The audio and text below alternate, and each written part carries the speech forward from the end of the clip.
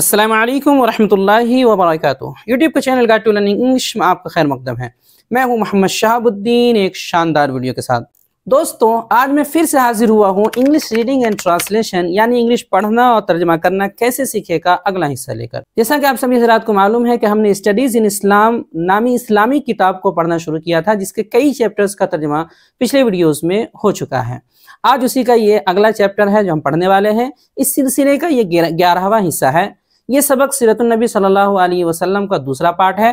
पहला पार्ट इससे पहले आ चुका है जो कि काफ़ी आसान है, आप उसे देख सकते हैं। नीज़ आसानी के लिए आखिर में हर सबक का तर्जमा और अल्फाज मानी भी बता दिए जाएंगे, आप स्क्रीनशॉट ले सकते हैं। तो ये वीडियो भी बहुत मुफीद और अहम होने वाली है और आप पढ़ने और तर्जमा करने के ताल्लुक से बहुत कुछ सीखने और जानने वाले हैं। तो चलिए शुरू करते हैं। तो सबसे पहले देखते हैं, हेडिंग है प्रॉफेट मोहम्मद सल्लल्लाहु अलैहि वसल्लम। दूसरा नंबर लिखा हुआ है 2, यानी इससे पहले पहला पार्ट आ चुका है, ये उसी का दूसरा हिस्सा है। तो उसी से ये कनेक्टेड है, कुछ बातें उसमें थी, कुछ बात इसमें होंगी। तो देखते हैं, Amina the mother of prophet Muhammad सल्लल्लाहु अलैहि वसल्लम was waiting for nurses. Amina यानी हजरत आमिना की बात हो रही है। The mother of prophet Muhammad सल्लल्लाहु अलैहि वसल्लम, मोहम्मद सल्लल्लाहु अलैहि वसल्लम की वालिदा हजरत आमिना, आपका कि वालिदा का नाम आमिना था, उन्हीं के बारे में बता रहे हैं कि नबी मोहम्मद सल्लल्लाहु अलैहि वसल्लम की वालिदा हजरत Amina was waiting. Was waiting, wait के माना इंतज़ार करना, वाज वेटिंग ये पास्ट कंटिन्यूअस है, मतलब इंतज़ार कर रही थी। किसका इंतज़ार कर रही थी? For nurses. Waiting for, wait के साथ ही फॉर लग के आता है सिला के तौर पे। तो जिनका इंतज़ार करते हैं उनके आगे उनसे पहले फॉर लगाया जाता है। तो नर्स, नर्स के माना होता है यहाँ पर दाया वगैरह जो होते हैं, या जिनको दूध पिलाने वाले बोलते हैं, परवरिश करने के लिए या देखभाल के लिए। तो नर्स, नर्सेज यानी दाया का इंतज़ार कर रही थी या दूध पिलाने वाली औरतों का इंतज़ार कर रही थी। तो मोहम्मद सल्लल्लाहु अलैहि वसल्लम की वालिदा हज़रत आमिना दाया का इंतज़ार कर रही थी। Banu Saad were famous for fine wet nurses. Banu Saad, कबीले बनु साद की तरफ इशारा है कि कबीले Banu Saad were famous, famous का मतलब मशहूर, फॉर फाइन, फाइन का मतलब है अच्छे, अच्छा, उम्दा। Wet nurses, wet nurses, wet nurses का मतलब होता है, वेट नर्सेज खास तौर पे दूध पिलाने वाली औरत को बोलते हैं। वैसे नर्स आम दाया को बोलते हैं, लेकिन वेट नर्स जो है खास तौर पे जो दूध पिलाने वाली होती है उनको बोलते हैं। तो यहाँ तर्जुमा हो जाएगा फाइन वेट नर्सेज, दूध पिलाने वाली बेहतरीन और अच्छी ख्वातीन, दूध पिलाने वाली अच्छी ख्वातीन या दूध पिलाने वाली अच्छी दाइयाँ। तो पूरा तर्जुमा हो जाएगा कि कबीले बनु साद दूध पिलाने वाली बेहतरीन या उम्दा ख्वातीन के लिए मशहूर था। कबीले बनु साद दूध पिलाने वाली उम्दा ख्वातीन के लिए मशहूर था, उसी चीज़ से, उसी के लिए वो जाना जाता था। At last they came to Mecca to search for babies. बिलाखिर दे यानी वो कबीले बनु साद, केम, केम ये कम का सेकंड फॉर्म है, यानी आई, वो कबीला जो है आए, वो हजरात आए। टू मक्का, मक्का किस वास्ते? टू सर्च, सर्च के माना तलाश करना, ढूंढना। टू सर्च फॉर, तलाशने के लिए, ढूंढने के लिए, किसको? बेबीज, बच्चों को, चूँकि उनका काम ही था दूध पिलाना बच्चों को, तो बच्चों को तलाश करने के लिए मक्का आई। तो बिल आखिर वो यानी कबीले बनु साद के लोग बच्चों की तलाश में मक्का आए। बिलाखिर वो यानी कबीले बनु साद के लोग बच्चों की तलाश में मक्का आए। आगे, Halima was one of them. One of them, Halima was one of them, one of them के मतलब उनमें से एक थी। जो कबीले के लोग आ रहे थे तो उनमें से एक ये भी थी। तो हजरत हलीमा उनमें से ही एक थी, हजरत हलीमा उनमें से ही एक थी। दे टुक बेबीज फॉर नर्सिंग। अब यह है कि वो लोग बच्चे क्यों लेते थे? तो दे टुक बेबीज फॉर नर्सिंग, वो बच्चे लिया करते थे फॉर नर्सिंग। नर्स का मतलब परवरिश करना, देखभाल करना, दूध वगैरह पिलाना, इस तरह के माने होते हैं। तो वो बच्चे को परवरिश व पर्दाख्त के लिए लिया करते थे। वो लोग यानी कबीले के लोग परवरिश व पर्दाख्त के लिए या पालने के लिए बच्चों को लिया करते हैं। और क्या होता है? And they received money from the fathers for this work. And they receive, receive का मतलब हासिल करना, पाना, मनी पैसा यानी उन्हें पैसा मिलता, फ्रॉम द फादर्स उनके जिम्मेदारान जो उनके वालिद होते, उनके आबा व अजदाद होते हैं, उनकी जानिब से जो उनके गार्जियन होते हैं। फादर का मतलब ज़रूरी नहीं कि वालिद ही हो, जो भी गार्जियन होते फादर्स उनके वालिदों की जानिब से। फॉर दिस वर्क इस काम के लिए, तो यहाँ से हो जाएगा कि और उन्हें पैसा मिलता था इस काम का उनके वालिदों की जानिब से, हो जाएगा और उन्हें इस काम का उनके वालिदों की जानिब से पैसा मिलता था। आगे है there was no rainfall in that year. There was, there का तर्जमा जब शुरू में आता है आमतौर पे नहीं किया जाता है, क्योंकि जुमला शुरू करने के लिए बहुत से मतलब लाया जाता है। तो देयर वाज नो रेनफॉल, कोई बारिश नहीं हो रही थी, इन दैट ईयर उस साल, यानी कि उस साल कोई भी ज़रा भी बारिश नहीं हुई थी। Halima and her husband were poor and there was a shortage of food. है थे हलीमा एंड हर हस्बैंड और उसके शौहर, वर पुअर गरीब थे, गरीब घराने से ताल्लुक़ रखते थे। And there was a shortage of food, shortage of food का मतलब है खाने की तंगी, जिसको हम कहत साली कह सकते हैं।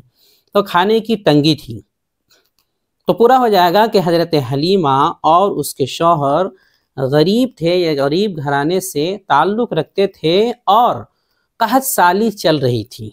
उस वक्त की बात है कि गरीब तो थे एक, ऊपर से कहत साली चल रही थी। Even the she camel they had gave no drop of milk.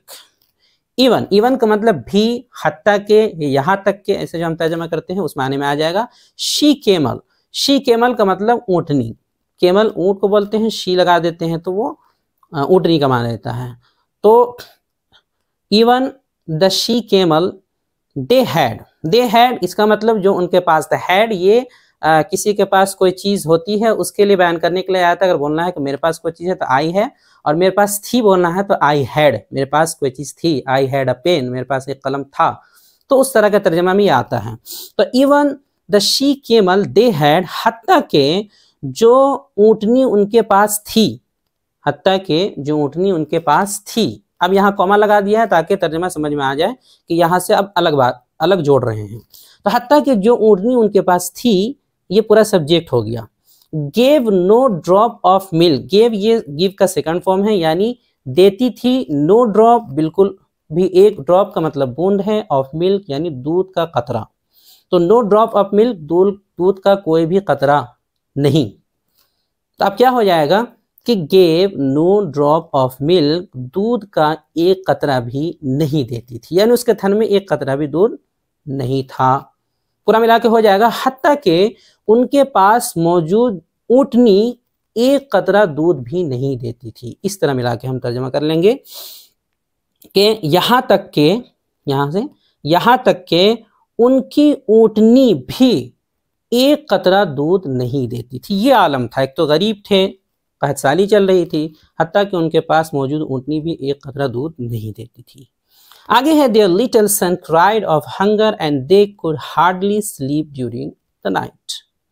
There little son, little छोटा, सन बच्चा, तो उनका छोटा बच्चा क्राइड ऑफ हंगर, क्राई के माना चिल्लाना, क्राइड सेकंड फॉर्म है, चिल्लाता था, रोते रहता था, ऑफ हंगर भूख से, तो उनका छोटा बच्चा भूख से चिल्लाता था। And they could hardly, they could hardly, hardly का मतलब मुश्किल, मुश्किल से, दिक्कत से। कुड ये मॉडर्न वर्ब है जिसका माना सकता था या सका था का तर्जमा होता है। तो दे कुड हार्डली स्लीप, तो हम ऐसे तर्जमा कर लेंगे दे कुड स्लीप, वो हार्डली का तर्जमा बमुश्किल, मुश्किल से, तो वो मुश्किल से सो पाते थे। सकता था से तर्जमा करेंगे कुड आने की वजह से, तो वो मुश्किल से सो पाते थे। ड्यूरिंग नाइट, ड्यूरिंग का मतलब के बीच, तो ड्यूरिंग नाइट हो जाएगा रात के बीच यानी रात में। तो पूरा तर्जमा हो जाएगा कि उनका छोटा बच्चा भूख की वजह से चिल्लाता था और वो लोग मुश्किल से ही रात के दौरान सो पाते थे, यानी रात में सो पाते थे। आगे है it so happened that every woman who had come with Halima got a baby to nurse but Halima got none। लंबी इबारत है, देखते हैं पूरा। It's so happened that, it's so happened, happened का माना होना, कोई भी बात, कोई भी वाक़या, उसके लिए इस्तेमाल होता है हैपन, ये पास्ट इंडेफिनिट है, हुआ। तो इट्स सो हैपन दैट का मतलब हो जाएगा हुआ ये था। जब हम बोलते हैं ना कि वाक़या ये हुआ था या ऐसा हुआ था के, या हुआ ये था के, इस तरह बोलते हैं, उसको बयान करने के लिए कि इट्स सो हैपन दैट कि हुआ ये था कि every woman who had come with Halima, every woman हर वो औरत, हु हैड कम जो आई थी, हैड कम पास्ट का परफेक्ट है, आई थी, विथ हलीमा हजरत हलीमा के साथ। तो ये पूरा सब्जेक्ट हो जाएगा, यहाँ तक पूरा सब्जेक्ट हो जाएगा। तो हुआ ये था कि हजरत हलीमा के साथ आने वाली हर औरत, सभी औरत, गॉट अ बेबी, गॉट का मतलब, गॉट ये गेट का सेकंड फॉर्म है, गॉट मतलब हासिल की, अ बेबी एक लड़का, बच्चा। तो हो जाएगा कि हुआ ये था कि हजरत हलीमा के साथ आने वाली सभी औरत को एक बच्चा मिल गया था। किस लिए? टू नर्स, परवरिश के लिए, पालने के लिए। बट हलीमा गॉट नन, लेकिन हजरत हलीमा गॉट नन, नन का मतलब कुछ भी नहीं। तो हजरत हलीमा को मिला कुछ भी नहीं, यानी उसे कुछ भी हाथ नहीं आया, कोई बच्चा नहीं मिला। तो पूरा तर्जुमा मिला के इस तरह कर लेंगे कि हुआ ये था कि हजरत हलीमा के साथ आने वाली हर औरत को परवरिश के लिए, यहाँ से परवरिश के लिए बच्चा मिल गया था, लेकिन हजरत हलीमा को कोई नहीं मिला या कुछ भी नहीं मिला। आगे हैं, सिंस मोहम्मद सल्लल्लाहु अलैहि वसल्लम father had been dead, no nurse was ready to take him. Since का मतलब होता है जब शुरू में आमतौर पे हो तो चूंकि वगैरह से तर्जमा करते हैं, और उसके बाद आगे कॉमा के बाद से इसलिए का तर्जमा किया जाता है। तो सिंस मोहम्मद फादर, मोहम्मद सल्लल्लाहु अलैहि वसल्लम के वालिद, चूँकि मोहम्मद सल्लल्लाहु अलैहि वसल्लम के वालिद had been dead, had been ये पास्ट परफेक्ट है, यानी वफात पा चुके थे, इंतकाल हो चुके थे। तो चूँकि मोहम्मद सल्लल्लाहु अलैहि वसल्लम के वालिद मुहतरम वफात पा चुके थे। अब यहाँ पे तर्जमा होगा इसलिए, क्योंकि जहाँ भी शुरू में सिंस आता है इस तरह से माना इसलिए आगे होता है। तो चूँकि मोहम्मद सल्लल्लाहु अलैहि वसल्लम के वालिद वफात पा चुके थे, इसलिए नो नर्स वाज रेडी, कोई भी नर्स, कोई भी दाया तैयार नहीं थी। किस लिए? टू टेक हिम, उसे लेने के लिए। तो चूँकि मोहम्मद सल्लल्लाहु अलैहि वसल्लम के वालिद वफात पा चुके थे, इसलिए कोई भी नर्स आप सल्लल्लाहु अलैहि वसल्लम को लेने के लिए तैयार नहीं थी। आगे है, who will pay money for the boy. सबका जो कहना था वो क्या था? Who will pay money for the boy, they thought. Who will pay money, who will pay money ये एक तरह से सवाल है। कौन? पे का मतलब अदा करना, मनी का मतलब पैसा, एक तरह से डब्ल्यू से सवाल है। हु विल पे मनी, कौन पैसा अदा करेगा, फ्यूचर इंडेफिनिट है। फॉर द बॉय, लड़के की जानिब से, यानी लड़के की जानिब से पैसा मुआवजा कौन देगा। दे थॉट, वो लोग सोचते थे, जो भी लेने वाले थे वो सोचते थे कि भाई बच्चे की जानिब से पैसा कौन देगा, मुआवजा कौन देगा। तो वो लोग सोचा करते थे, ये सोचते थे कि बच्चे का मुआवजा या बच्चे की जानिब से पैसा कौन देगा, इसके तो वालिद है ही नहीं। आगे, Halima did not want to return empty handed. अब चूंकि हजरत हलीमा को कुछ नहीं मिला था, तो हलीमा डिड नॉट वांट ये भी पास्ट इंडेफिनिट का नेगेटिव है कि हलीमा डिड नॉट वांट, वो नहीं चाहती थी, टू रिटर्न, रिटर्न का माना वापस होना, एम्प्टी हैंडेड का मतलब खाली हाथ। तो हजरत हलीमा खाली हाथ वापस होना नहीं चाहती थी। वेल का तर्जमा लास्ट में करेंगे। तो हजरत हलीमा खाली हाथ वापस होना नहीं चाहती थी। She therefore decide to take Muhammad सल्लल्लाहु अलैहि वसल्लम। देयरफॉर का मतलब इसलिए, लिहाजा। तो बहुत से मरतबा जो है सब्जेक्ट के बाद इसको लाया जाता है, हालांकि यहाँ शुरू में भी ला सकते थे, लेकिन सब्जेक्ट के बाद या एक आख हेल्पिंग वर्ब आने के बाद भी ऐसा लाया जाता है, एक तरीका। यहाँ से तर्जमा करेंगे देयरफॉर, लिहाजा, इसलिए।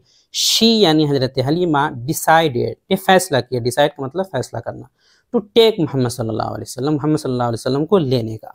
तो इसीलिए हजरत हलीमा ने मोहम्मद सल्लल्लाहु अलैहि वसल्लम को लेने का फैसला कर लिया, क्योंकि कोई था नहीं, खाली हाथ वापस जाना नहीं था। She lifted him in her arms and left. Lift के माना उठाना, भरना, ही उन्हें, इन हर आर्म्स, आर्म्स का मतलब बाजू, उसी की जमा है आर्म्स, बाहों भी कह सकते हैं। एंड लेफ्ट, लीफ से लेफ्ट का मतलब ये चली गई, जाना, कहीं से निकल जाना, रवाना हो जाना। तो हो जाएगा शी लिफ्टेड हिम, उसने आप सल्लल्लाहु अलैहि वसल्लम को इन हर आर्म्स, अपने बाहों में उठाया, यानी अपने बाहों में लिया, अपने गोद में लिया। एंड लेफ्ट, और रवाना हो गई।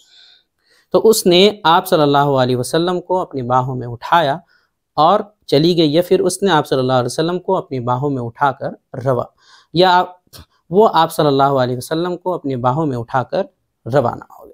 तो ये पूरा दूसरे चैप्टर का जो है तर्जमा है जो सीरत नबी सल्लल्लाहु अलैहि वसल्लम पर है। इसका एक और पार्ट आएगा जो कि इसी के ताल्लुक से आगे क्या हुआ वो बताने के लिए लाया जाएगा। तो आज के लिए इतना ही है, बकिया आइंदा इंशाअल्लाह। अब देखिए इसका पूरा का एक साथ तर्जमा देख लें, मैं करके बताता हूँ पूरा का एक साथ तर्जमा। पूरा का तर्जमा है, हज़रत मोहम्मद सल्लल्लाहु अलैहि वसल्लम की वालिदा हज़रत आमिना दूध पिलाने वाली ख्वातीन की मुंतज़िर थी। कबीला बनु साद बेहतरीन दूध पिलाने वाली ख्वातीन के लिए मशहूर था। बिलाखिर नौमौलूद बच्चों की तलाश में वो लोग मक्का आए। हज़रत हलीमा उनमें से एक थी। वो लोग यानी कबीला वाले परवरिश के लिए बच्चे लेते थे। उन्हें उनके सरपरस्तों या फिर वालिदों की जानिब से पैसे मिलते थे। उस साल ज़रा भी बारिश नहीं हुई थी। हज़रत हलीमा और उसके खाविन गरीब थे या गरीब घराने से ताल्लुक़ रखते थे और कहसाली का ज़माना भी चल रहा था। यहाँ तक कि उनकी ऊँटनी भी एक कतरा दूध नहीं देती थी। उनका छोटा बच्चा भूख की शिद्दत से रोता और चिल्लाता था, जिसकी वजह से वो रात में बहुत मुश्किल से सो पाते थे।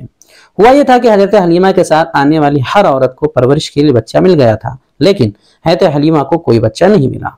चूँकि हज़रत मोहम्मद सल्लल्लाहु अलैहि वसल्लम के वालिद मोहतरम वफ़ात पा चुके थे, इसलिए कोई भी दाया आपको लेने के लिए तैयार नहीं थी। उन्होंने सोचा कि बच्चे की परवरिश के लिए मुआवजा या खर्च कौन अदा करेगा। हज़रत हलीमा सादिया रज़ी अल्लाह अन्हा खाली हाथ वापस होना नहीं चाहती थी, लिहाजा उसने हज़रत मोहम्मद सल्लल्लाहु अलैहि वसल्लम को लेने का फैसला किया। वो आपको अपनी बाहों में उठाकर रवाना हो गई। अब अल्फाज मानी स्क्रीन पे आ रहे होंगे, यानी जो इंग्लिश अल्फाज आए हैं उनका क्या क्या तर्जुमा है वो आप देख सकते हैं। यहाँ स्क्रीन पर शो कर रहा है, दिखाया जा रहा है। आप चाहे तो उसका स्क्रीनशॉट भी ले सकते हैं।